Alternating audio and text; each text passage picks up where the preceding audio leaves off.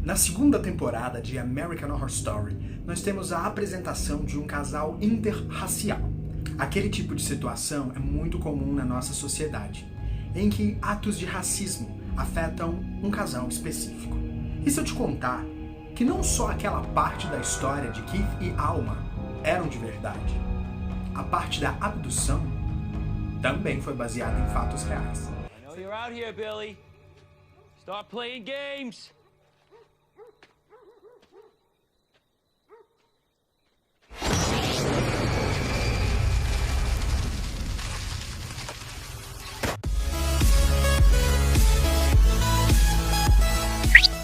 Seja muito bem-vindo ao Nerdoterapia. Eu sou Cal Oliver, o seu nerdoterapeuta pessoal. No vídeo de hoje, eu vou contar pra você a história completa que baseou os personagens Keith e Alma, a abdução e o quadro de racismo em American Horror Story Asylum.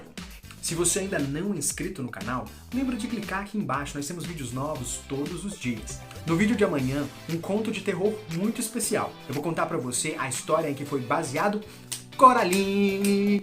Ela é um amor, uma bonequinha. E se você se inscrever e deixar o seu like, eu vou arrumar um par de botões para que a gente possa costurar os seus olhos. O casal Keith e Alma foram baseados em pessoas reais. O casal verdadeiro se chamava Beth e Barney Hill. O caso deles é o caso mais famoso da história da humanidade sobre abdução alienígena. Ele, inclusive, é o caso que baseou vários outros filmes e toda a mitologia que a gente tem relacionada à abdução alienígena. Todos os detalhes vieram da história de Beth e Barney. No ano de 1961, Beth e Barney eram um símbolo de uma revolução toda. Eles eram o primeiro casal interracial. Naquela época, ainda não era permitido que brancos e negros frequentassem os mesmos lugares nos Estados Unidos. Beth era branca e Barney era negro, diferente do que acontece na história abordada em American Horror Story Asylum, em que o Keith é branco e a Alma é negra. Na vida real, foi exatamente o contrário. Naquele ano, no mês de setembro, Barney tirou uma semana de férias, e ele decidiu que usaria essas suas férias para levar sua esposa nas cataratas do Niágara. O casal morava em New Hampshire e eles precisavam se deslocar até as cataratas do Niágara, que era uma viagem de aproximadamente 4 horas. No meio do percurso, Beth observava o horizonte. Aos poucos ela foi se tocando que havia uma estrela específica que estava um pouco maior do que as estrelas que ela conseguia ver. Ela observou mais um pouco, e então ela percebeu que aquela estrela se movia. Ela ficou muito encucada com aquilo e pegou seu binóculo. Com o binóculo, ela observou ainda mais a estrela. De repente, a estrela desapareceu. Naquela viagem, eles levavam também um cachorrinho deles. E naquele momento, eles precisavam parar porque o cachorro precisava fazer as suas necessidades.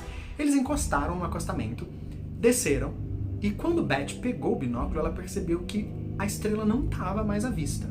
Só que, de repente, a estrela estava à vista. Então ela tinha certeza, aquela estrela estava se movendo ou piscando. Ela não conseguia definir exatamente o que estava acontecendo naquele momento. Eles entraram no carro e retomaram a viagem normalmente. Quando a Beth falou pro Barney, Barney, você observou aquela estrela? E ele falou, Beth, não entendi. E aí ele começou a ficar um pouco complexado com a situação. O que ele fez? Pegou uma arma e desceu com a arma dele. A Beth ficou tentando encontrar a estrela. Ela encontrou e ela estava um pouco maior. A Beth conseguia identificar alguns pequenos traços naquela imagem que ela via. Eles voltaram para o carro e seguiram viagem. Enquanto eles seguiam viagem, a Beth observou que a estrela estava um pouco mais próxima. Naquela época, era muito incomum encontrar vários carros ao longo da rodovia, então estava apenas o casal. Quando Beth forçou o olhar, ela percebeu que a montanha Cannon estava por perto. Ao contornar a montanha Cannon, eles perceberam que estavam sendo seguidos por aquela luz. De repente o carro começa a piscar, o som fica fora de controle. Os dois entram em desespero. Beth tenta mais uma vez pegar o binóculo que naquele momento havia caído. Com o binóculo, a Beth disse que conseguia ver janelas, pequenas janelinhas. Ela disse que havia 11 indivíduos dentro daquela luz. Naquela luz também havia um deles que de repente olhou fixamente para o Barney. Ele disse que perdeu o controle completamente do seu corpo, do carro. Ele não conseguia dizer a palavra hipnotizado. Inclusive, em seu diário dos sonhos e coisas do tipo, ele não consegue dar informações específicas. Ele diz que simplesmente olhava para 2 grandes olhos negros. Então, naquele momento, eles haviam saído de New Hampshire, foram para as Cataratas do Niágara, passaram as férias e voltaram. Durante a volta, não foram 4 horas de viagem. Havia um lapso na memória dos dois que eles não conseguiam identificar. Durante 3 horas, alguma coisa aconteceu e eles não sabem o que. Eles só se recordam de estar na porta de casa. Só que eles perceberam também que a partir daquele momento eles começaram a agir de forma estranha. Ao invés de como costumeiramente entrarem pela porta da frente, Beth deu a volta, deixou suas malas na porta do fundo. Ela achou aquilo tudo muito estranho, porque ela falou, mas normalmente eu não faço isso. A correia do binóculo de Barney estava destruída. Ele não lembra como foi que tudo aquilo aconteceu, porque até o momento que ele se lembra, o binóculo estava na mão da Beth. E de repente, o binóculo estava no bolso do Barney, o que era uma coisa muito estranha. Havia marcas em suas roupas. Por exemplo, o vestido em que a Beth estava vestida havia um rasgo e havia pó cor-de-rosa nele. Eles se sentiam incomodados com tudo aquilo que havia acontecido. Então cada um foi para um canto e começou a analisar o seu próprio corpo. Barney mal reconhecia o seu próprio corpo, ele se tocava e percebia que havia alguma diferença, e ele não sabia o que. Para tentar relembrar, os dois combinaram de escrever todas as anotações do que aconteceu quando saíram das cataratas até chegar em New Hampshire. O lapso de memória dos dois acontece exatamente no mesmo momento. Ambos não sabem o que foi que aconteceu. Inclusive, essas detecções como o vestido dela hoje está exposto na Universidade de New Hampshire, que também detém todo o acervo relacionado ao caso. Aquilo tudo havia acontecido no dia 20 de setembro de 1961. No dia 21, a Beth decidiu que ia entrar em contato com o exército. Ela ligou para a Força Aérea e informou que alguma coisa acontecia. Ela disse que avistou uma luz e tentou fazer de uma forma que parecesse normal, para que o major não imaginasse que ela estava tentando se passar por alienígena ou um trote ou algo do tipo. O exército definiu que o que eles viram foi Júpiter. Um mês depois, o astrônomo Walter Webb decidiu se encontrar com os Hills. Eles informaram para o astrônomo que após uma semana do contato, eles começaram a ver sonhos mais vívidos do que o comum. Aqueles sonhos eram constantes e davam mais detalhes do acontecido naquela época. O astrônomo solicitou que eles registrassem em um diário de sonhos.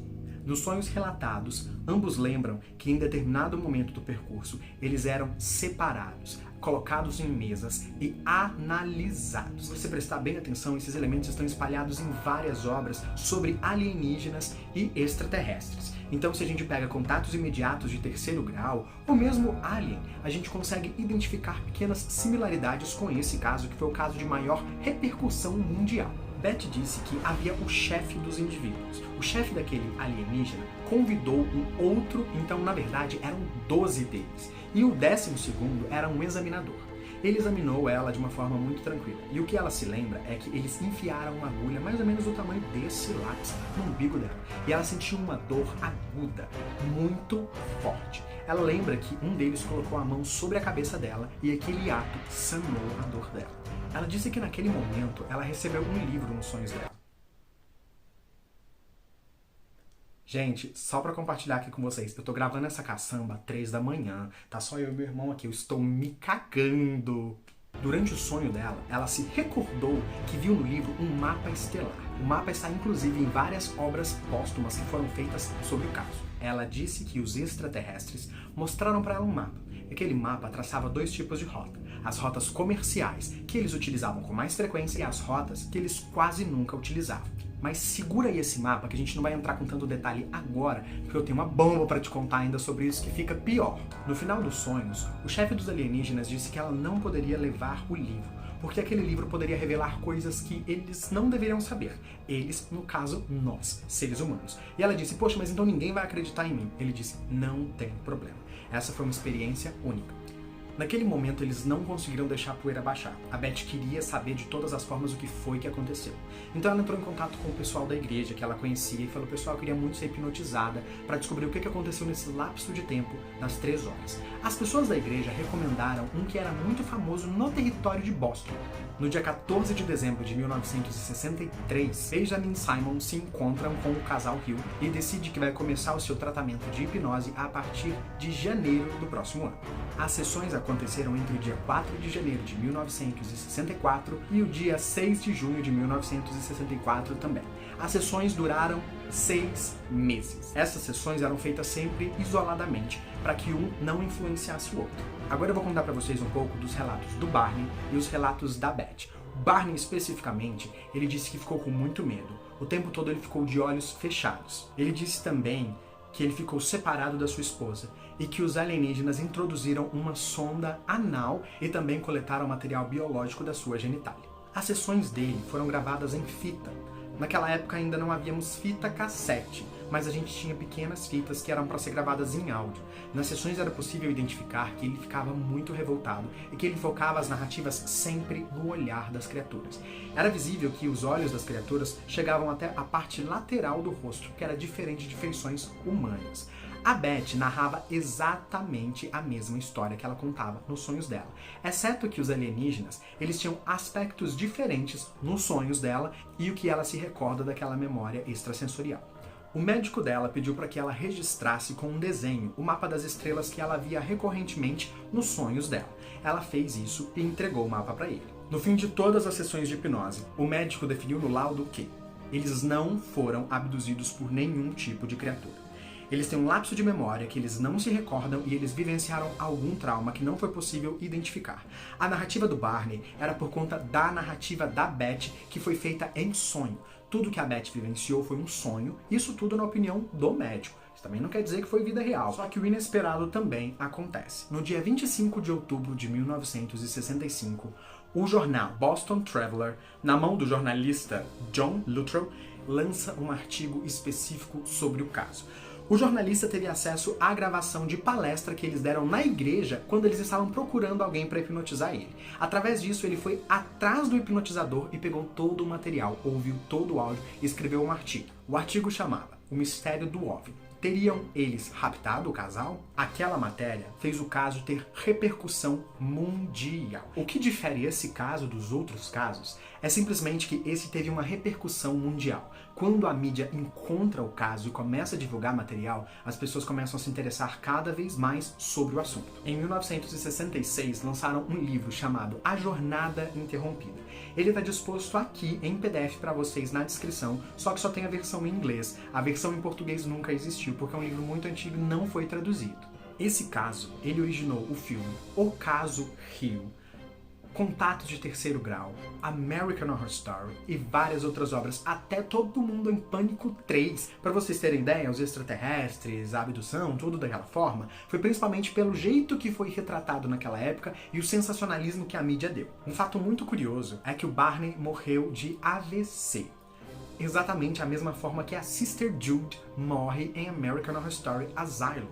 A Beth morreu em 2004 de causas naturais. Todos os artigos, todo o material coletado, as roupas do dia que eles foram abduzidos, tudo isso é propriedade da Universidade de New Hampshire. Então vocês podem encontrar tudo no site deles, inclusive, que também está disposto aqui na descrição.